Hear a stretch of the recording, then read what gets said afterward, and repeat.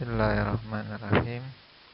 Assalamualaikum warahmatullahi wabarakatuh. Bagaimana kabarnya teman-teman? Semoga sehat-sehat selalu. Alhamdulillah, kita ketemu lagi di materi agama pada kesempatan kali ini. Kita akan membahas beberapa materi dalam pertemuan pengayaan pada kali ini. Oke, kita simak materi kita pada slide berikut ini. Oke, kita akan masuk materi kita pada kesempatan hari ini adalah tentang sholat. Kita akan mengulas sedikit atau juga mengulang-ulang materi kita tentang sholat. Oke, yang pertama kita akan bahas apa sih arti daripada sholat. Sholat secara bahasa diartikan doa. Karena memang sholat itu, semua bacaan sholat berisikan doa. Bahkan banyak ayat-ayat lain yang menjelaskan tentang sholat, dan sholat itu ternyata maknanya adalah doa. Kemudian secara teori atau istilah, sholat itu adalah serangkaian ucapan ataupun gerakan yang tertentu yang juga dimulai dengan takbir, kemudian diakhiri dengan salam, dikerjakan dengan niat dan juga syarat-syarat tertentu. Nah, ini teman-teman arti daripada sholat, ya.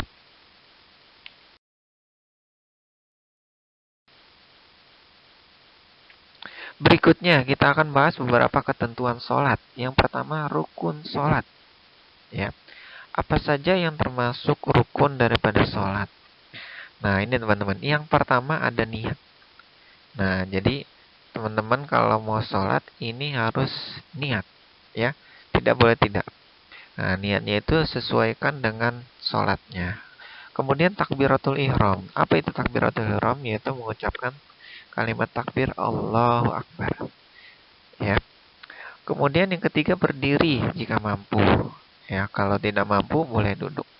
Kalau nggak bisa duduk boleh tiduran. Ya, tiduran nggak bisa boleh pakai isyarat.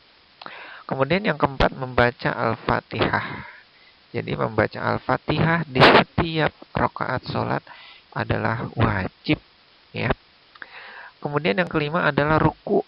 Ya, ruku ini harus dengan tumaninah. Tumaninah ini seukuran membaca kalimat tasbih atau subhanallah. Kemudian yang keenam itu i'tidal. I'tidal itu adalah bangun daripada ruku. Kemudian yang berikutnya sujud 2 kali pada setiap rakaat.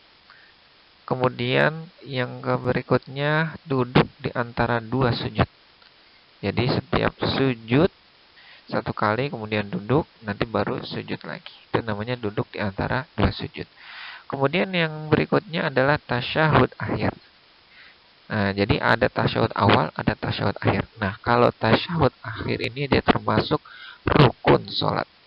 Jadi kalau ketinggalan tasyahud, kalau enggak tasyahud akhir, ini sholatnya tidak sah. Tapi kalau tasyahud awalnya kelupaan itu masih sah. Tapi nanti sujud sahwi.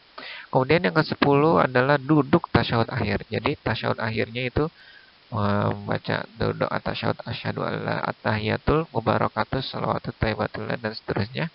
Sedangkan yang duduknya ya duduk tasyahud akhir, yaitu duduk dengan posisi kaki kiri sedikit masuk ke kaki kanan dan juga pantat kita agak sedikit nempel ke bawah. Itu namanya duduk tasyahud akhir. Kemudian yang berikutnya adalah membaca selawat kepada Nabi SAW. Ini di tasyahud akhir. Ya, membaca selawatnya di tasyahud akhir. Kemudian yang berikutnya adalah tertib. Nah, jadi ini tertib. Harus tertib berurut ya, dari rangkaian sholat. Jadi nggak boleh i'tidal dulu baru ruku ataupun sujud dulu baru ruku. Nggak bisa ya. Harus tertib dimulai dari runtutan rukun sholat. Oke, yang berikutnya kita akan bahas syarat wajib dan juga syarat sah sholat. Nah, jadi ketentuan ini kalau sudah terpenuhi maka wajib melaksanakan sholat ataupun kalau sudah terpenuhi maka sah sholatnya. Nah, ini syarat wajib sholat kita ini ada yang pertama yaitu Islam. Jadi kalau beragama Islam wajib sholat. Kalau non-muslim, ya tidak wajib sholat. Kemudian yang kedua adalah balik. Balik artinya sudah dewasa atau tamyiz. Ya. Nah, ini kategori balik ini macam-macam. Nah, teman-teman mungkin sudah membahas apa itu balik atau puberitas ya. Kemudian yang ketiga adalah berakal. Ya, fungsi akalnya normal, jadi orang gila tidak wajib sholat. Ataupun anak bayi, anak kecil yang belum mengerti, yang belum balik, belum akal, fungsi akalnya belum sempurna, itu tidak wajib sholat. Ya. Nah, sekarang syarat sah sholat. Nah, ini pertama ini adalah masuknya waktu sholat. Jadi kalau belum masuk waktu sholat, itu sholatnya nggak sah. Kemudian yang kedua adalah menghadap kiblat. Nah, jadi nggak bisa tuh sholat itu sembarang menghadap. Jadi harus menghadap arah kiblat. Kalau Indonesia kiblatnya ke arah barat. Kemudian yang ketiga ini menutup aurat. Nah, aurat ini ada aurat laki-laki dan perempuan. Kalau aurat laki-laki itu batasan minimalnya adalah dari pusar sampai lutut, ya. Kemudian kalau perempuan adalah seluruh anggota tubuh kecuali telapak tangan dan wajah. Jadi kalau nutupin wajah itu ketika sholat sebenarnya makruh, ya. Tapi mungkin karena beberapa kondisi itu bisa dimaklumi. Kemudian yang keempat, suci badan, pakaian dan juga tempat dari najis. Ya, jadi badan teman-teman harus dibersihkan dari najisnya, pakaiannya juga yang mau dipakai sholat ataupun tempatnya, ya. Nah, untuk najis ini mungkin nanti ada pembahasan khusus apa saja itu yang termasuk najis. Kemudian yang kelima, suci dari hadas kecil maupun besar. Hadas kecil itu apa sih? Hadas kecil itu hal yang mewajibkan wudhu. Nah, kemudian kalau hadas besar itu adalah hal yang mewajibkan mandi wajib atau mandi besar atau mandi junub. Nah, ini syarat wajib dan syarat sah sholat.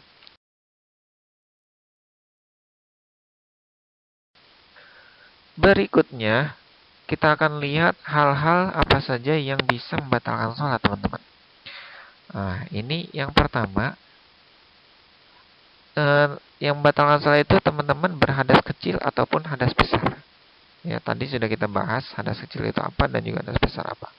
Kemudian yang kedua, terbukanya aurat saat sholat. Nah, ini ada juga ketentuan khususnya. Kemudian yang ketiga, makan atau minum saat sholat. Ya, jadi nggak boleh tuh kalau ada sisa makanan ya yang masuk dari mulut sampai ke dalam itu teman-teman salatnya juga bisa batal. Kemudian ada najis pada badan, pakaian ataupun tempat. Ya, ini bisa membatalkan salat. Kemudian bergerak ya melebihi 3 kali gerakan berturut-turut. Nah, kemudian melakukan gerakan besar, melompat, memukul, ya, memutar-mutar dan lain sebagainya. Ini bisa membatalkan sholat. Kemudian mendahului imam ataupun terlambat dari imam ketika dalam sholat, ya, sampai tertinggal atau mendahului daripada 2 rukun. Nah, di sini disebutkan contohnya imam masih sujud, makmum sudah bangun dari sujud. Nah, ini sudah melewati 2 rukun ataupun kebalikannya. Imam sudah sujud, ya, imam sudah bangun dari sujud. Nah, dia masih dalam posisi ruku. Nah, itu dia berarti sudah terlambat atau tertinggal 2 rukun. Kemudian yang ke-8 adalah berniat membatalkan sholat ataupun ragu-ragu batal atau tidaknya sholat. Kemudian yang ke-9 mengurangi rukun sholat, ya.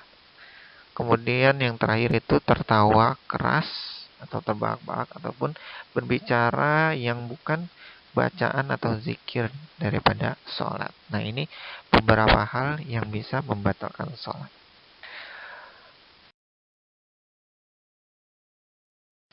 Oke, next yang berikutnya kita akan bahas tentang wudhu. Nah, ini sholat dan wudhu ini satu rangkaian, makanya kita masukkan dalam satu materi ini. Nah, wudhu ini termasuk salah satu bersuci. Jadi sebelum sholat ini teman-teman harus berwudhu dulu. Nah, kita akan lihat ketentuan-ketentuan daripada wudhu. Yang pertama rukun wudhu. Ya, rukun wudhu itu ada niat, ya, kemudian membasuh muka, membasuh kedua tangan sampai siku, mengusap sebagian kepala, membasuh kedua kaki sampai mata kaki, dan juga tertib. Jadi niatnya sudah tahu ya, nawaitul wudu'a li raf'il hadatsil asghari lillahi ta'ala. Kemudian basuh muka, ya, batasan mukanya diperhatikan. Kemudian basuh kedua tangan sampai siku. Jangan, kalau nggak sampai siku nanti wudunya nggak sah. Ataupun mengusap sebagian kepala. Ingat ya, kepala, ya, rambut bagian kepala juga. Kemudian yang kelima, membasuh kaki sampai mata kaki. Jadi cukup sampai mata kaki. Jadi nggak apa, bukan sampai lutut ya atau dengkul. Kemudian yang keenam, harus tertib berurut dari niat basuh muka. Nah, niatnya ini teman-teman perhatikan, untuk niat itu niat ini harus berbarengan dengan basuhan muka, ya. Itu.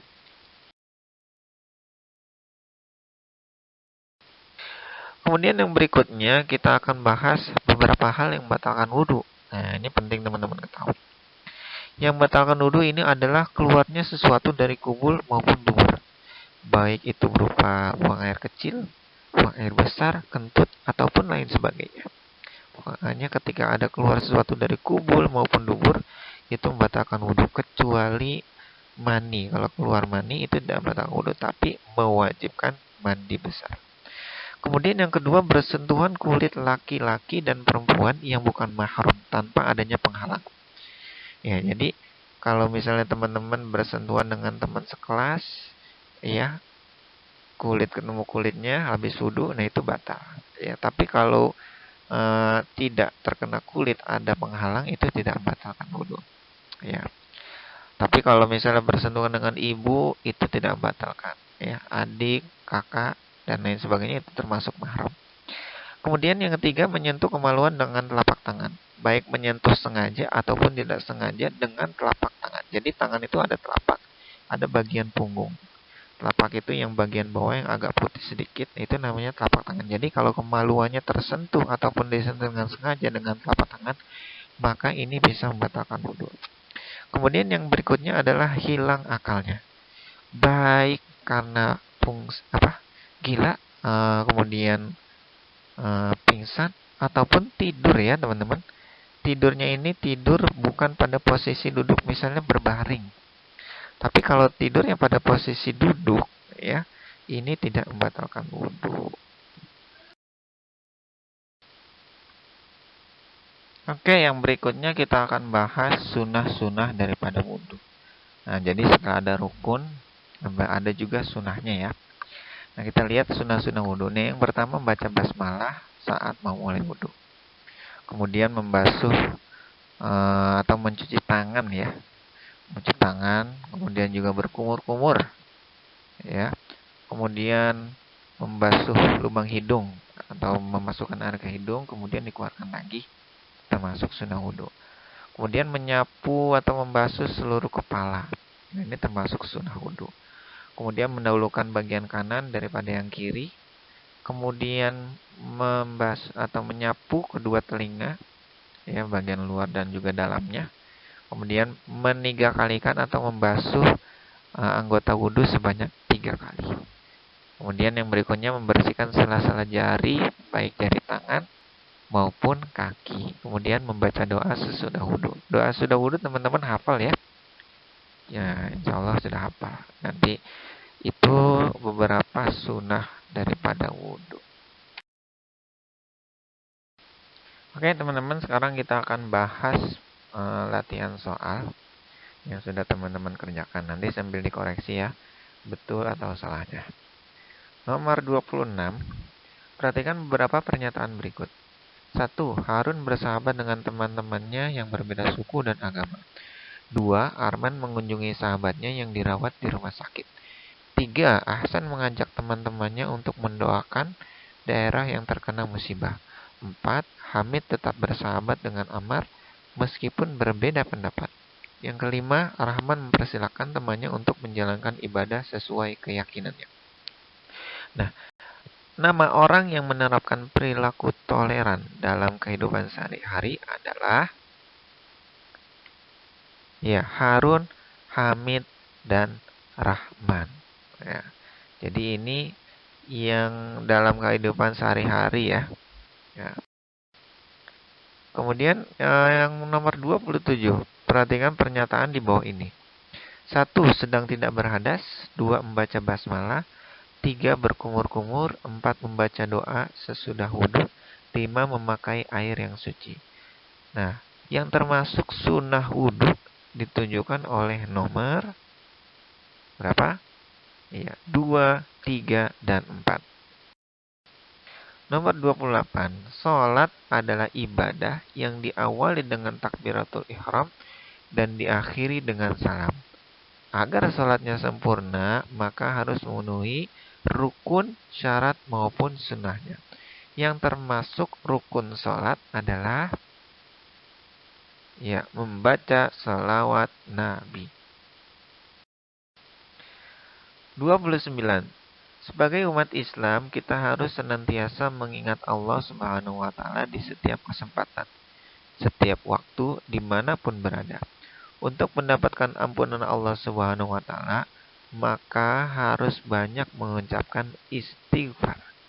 Lafaz istighfar adalah astagfirullah. Nomor 30. Perhatikan beberapa pernyataan berikut. 1. Berniat dengan khusyuk di dalam hati. 2. Mengucapkan kata-kata di luar bacaan salat. 3. Membaca selawat atas Nabi Muhammad SAW. 4. Mencegah perbuatan keji dan mungkar. 5. Membaca surat Al-Fatihah dengan fasih. Pernyataan di atas yang menunjukkan rukun salat terdapat pada nomor 1, 3, dan 5. Nomor 31. Seseorang menghilangkan hadas kecil dengan niat mengusap muka dan tangan serta dilakukan sebagai pengganti wudhu. Cara tersebut adalah tayamum. 32. Salat tarawih merupakan amalan yang diutamakan pada setiap malam selama bulan Ramadan. Hukum melaksanakan salat tarawih adalah sunnah muakkad. Nomor 33. Perhatikan beberapa hikmah ibadah berikut. 1. Mencegah perbuatan keji dan mungkar. 2. Meningkatkan empati kepada fakir dan miskin. 3. Terbiasa menahan lapar dan dahaga. 4. Menghindari sikap kikir terhadap orang lain. 5. Memperbanyak rezeki yang diberikan Allah. Pernyataan di atas yang menunjukkan hikmah sedekah terdapat pada nomor 2, 4, dan 5. Nomor 34. Perhatikan lafaz azan berikut ini. Hayya 'alal falah. Arti lafaz tersebut adalah mari menuju kemenangan. Nomor 35. Nabi yang hidup pada masa Raja Namrud dan selalu menentang ajaran raja untuk menyembah berhala. Hal itu membuat raja marah dan akhirnya raja menangkap Nabi dan menghukumnya dengan cara dibakar hidup-hidup. Namun atas izin Allah Subhanahu wa Ta'ala, dia tetap hidup dan juga tidak hangus dibakar api. Nabi yang dimaksud dalam kisah tersebut adalah Nabi Ibrahim alaihissalam. Nomor 36. Perhatikan cuplikan kisah Nabi berikut. Ia mengajak kaumnya untuk meninggalkan perbuatan Sodom, namun mereka menolaknya. Ia mendapat ujian sakit selama bertahun-tahun. Berkat kesabarannya, ia akhirnya sembuh. Ia mengajak Fir'aun beriman kepada Allah Subhanahu wa Ta'ala, tapi Fir'aun menolaknya. Ia tetap sabar walau semua putranya meninggal dan hartanya habis tak tersisa. Dari kisah tersebut yang termasuk ke dalam kisah Nabi Ayub alaihissalam ditunjukkan oleh nomor Ya, 2 dan 4. Nomor 37. Sejak kecil Nabi Daud alaihissalam sudah memiliki jiwa pemberani. Hal itu terbukti hanya dengan bersenjatakan ketapel, ia mampu memporak-porandakan pasukan Raja Jalut. Dari kisah tersebut, perilaku meneladani keberanian Nabi Daud alaihissalam adalah ia tampil ke depan kelas. Nomor 38. Cermati beberapa pernyataan berikut. 1. Beribadah hanya kepada Allah dan tidak menyekutukannya. 2. Tidak meminta pertolongan kepada selain Allah. 3. Menghormati pendapat orang lain dalam bermusyawarah. 4. Meyakini tidak ada Tuhan yang patut disembah kecuali Allah. 5. Tidak pernah terlambat datang ke sekolah meskipun rumahnya jauh. Pernyataan di atas yang menunjukkan pesan keimanan Luqman Al-Hakim kepada anaknya ditunjukkan oleh A. 1, 2, dan 4. Perhatikan beberapa kisah keteladanan berikut. 1. Sejumlah pemuda teguh mempertahankan keimanan mereka kepada Allah Subhanahu wa taala walau harus meninggalkan negerinya guna menghindari kekejaman Raja Dicyanus. Kedua, beberapa pemuda yang terjebak dalam gua karena mulut gua tertutup batu besar dan para pemuda itu tidak sanggup mengangkatnya. 3. Sejumlah pemuda yang beriman kepada Allah Subhanahu wa taala terhindar dari kekejaman penguasa yang zalim. Mereka tertidur selama ratusan tahun di dalam gua. 4. Beberapa pemuda menolong kaum muslimin lainnya memberikan makanan dan tempat tinggal untuk menegakkan agama Allah. Dari pernyataan di atas yang merupakan kisah keteladanan Ashabul Kahfi adalah 1 dan 3. Nomor 40. Perhatikan beberapa pernyataan berikut. Melepaskan ikatan atau jeratan pada burung yang terperangkap. Menyerahkan sebagian besar hartanya untuk dakwah Islam. Berperilaku sederhana dalam menjalani kehidupan sehari-hari. Menyerahkan langsung bahan makanan kepada masyarakat yang kekurangan. Selalu membenarkan apa yang dikatakan dan dilakukan oleh Rasulullah SAW. Pernyataan di atas yang menunjukkan keteladanan perilaku Abu Bakar As-Siddiq terdapat pada nomor 2, 3, dan 5. 41. Fasabbih bihamdi rabbika wastaghfir innahu kana tawwaba. 3 isi pokok ayat di atas. Yang pertama bertasbih memuji kepada Allah Subhanahu wa taala. Fasabbih, baik dengan kalimat subhanallah ataupun kalimat tasbih, kalimat pujian yang lainnya. Kemudian yang kedua adalah beristighfar, wastaghfirhu. Kemudian yang ketiga bertaubat. Kenapa? Karena Allah adalah Maha penerima taubat.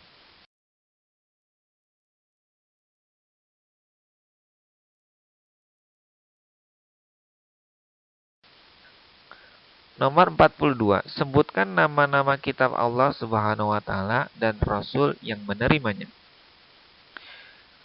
Ada Nabi Daud alaihissalam diberikan kitab Zabur, Nabi Musa alaihissalam diberikan kitab Taurat, Nabi Isa alaihissalam diberikan kitab Injil, dan terakhir Nabi Muhammad SAW diberikan Al-Quran. Nomor 43. Guru membimbing kita agar memiliki perilaku terpuji. Di antaranya perilaku santun terhadap siapapun, baik di rumah, di sekolah, maupun di lingkungan sekitar. Tuliskan 3 contoh perilaku santun terhadap guru. Ini ada beberapa contohnya. Mengucap salam ketika bertemu guru, mencium tangan guru, mengangkat tangan dan menghampiri guru ketika ingin bertanya, kemudian berbicara sopan dan tidak berteriak kepada guru.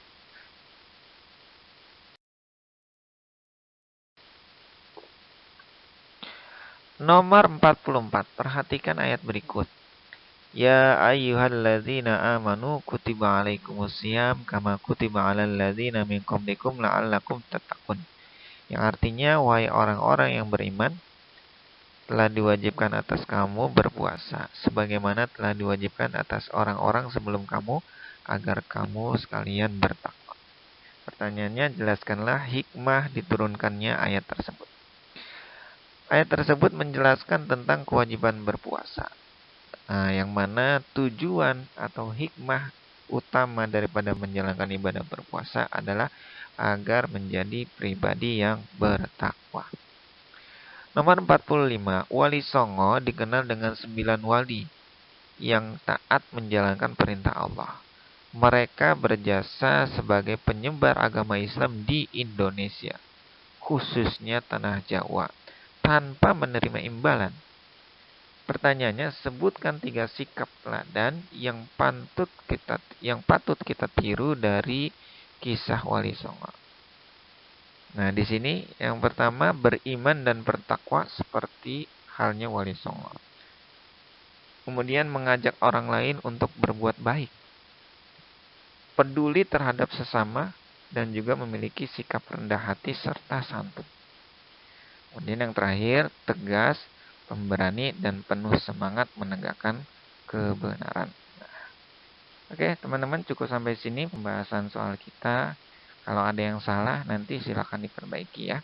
Kalau ada tambahan-tambahan, boleh nanti ditambahkan pada lembar latihan. Terima kasih. Assalamualaikum warahmatullahi wabarakatuh.